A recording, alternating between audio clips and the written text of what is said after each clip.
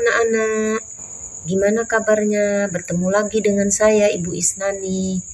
Pada video pembahasan kali ini, Ibu akan membahas tentang Al-Quran dan Sunnah sebagai pedoman hidup. Keberadaan kita sebagai khalifah di muka bumi ini tidak terlepas dari kewajiban yang harus kita laksanakan. Agar kita semakin paham tentang Al-Quran dan Sunnah sebagai pedoman hidup, yuk mari kita simak video pembahasan pada kali ini. Kita mulai dengan mari bertafakur. Rasulullah SAW adalah Rasul terakhir. Islam sebagai agama yang dibawanya merupakan ajaran dan petunjuk paling lurus dan benar. Semua ajaran tersebut terdapat pada Al-Quran dan hadis.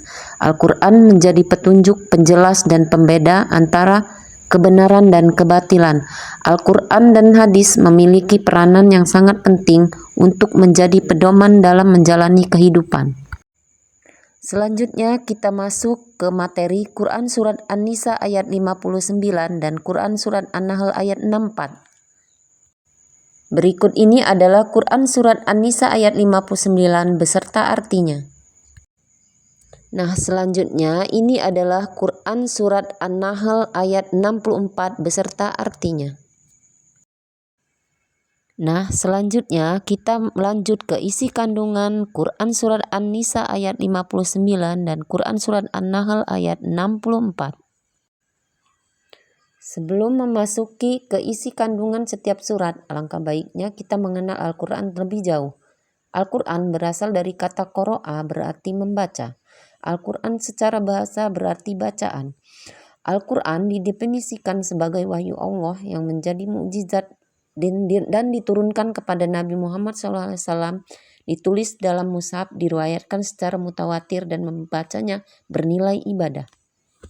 Selanjutnya kita memasuki ke isi kandungan surat An-Nisa ayat 59.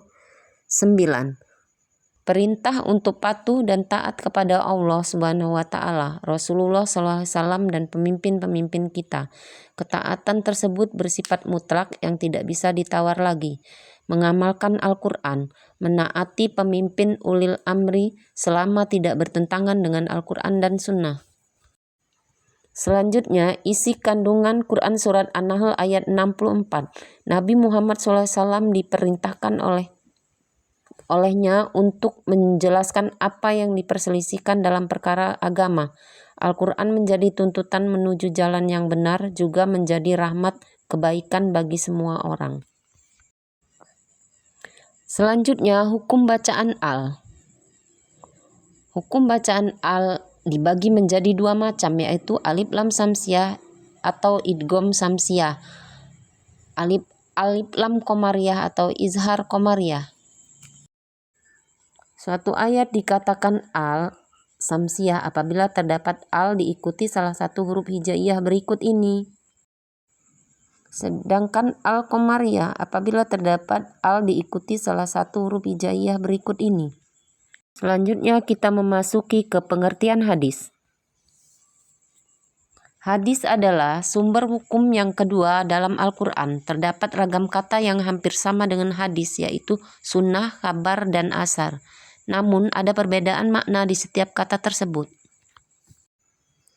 Sunnah adalah semua yang bersumber dari Nabi Muhammad SAW, baik perkataan, perbuatan, takrir, tabiat, budi pekerti, atau perjalanan hidupnya. Hadis adalah perkataan, perbuatan, dan takrir yang bersumber Nabi Muhammad SAW. Ada pula ulama yang menyamakan sunnah dengan hadis. Habar adalah suatu yang berasal dari atau sandaran kepada Nabi Muhammad SAW dan selainnya. Asar adalah sesuatu yang disandarkan pada sahabat dan tabi'in. Oke anak-anak, sekian dulu ya pembahasan kita pada kali ini tentang Al-Quran dan Sunnah sebagai pedoman hidup. Semoga apa yang Ibu sampaikan dapat bermanfaat dan Ibu harap kalian selalu terus belajar dan belajar sehingga tercapailah segala cita-cita kalian. Ibu akhiri, wassalamualaikum warahmatullahi wabarakatuh.